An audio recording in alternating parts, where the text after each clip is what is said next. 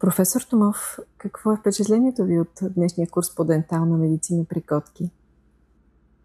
Организираният от двете академи курс "Дентална медицина при котки" до този момент няма аналог в България.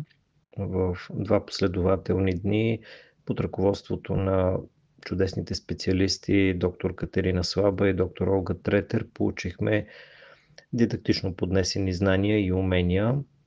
Бяха дискутирани различни въпроси, които включваха анатомията и физиологията на зъбите при котките, най-често срещаната орална патология, диагностичните алгоритми при различните заболявания, включително и рентгеновата диагностика и нейната интерпретация, както и хирургичното лечение, което имахме възможност да упражним върху кадаври.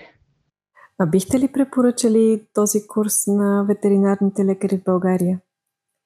Горещо препоръчвам този курс на всеки, който проявява професионален интерес към денталните заболявания на котките. Това все още е една незаета ниша в нашата ветеринарна медицина, която крие много възможности.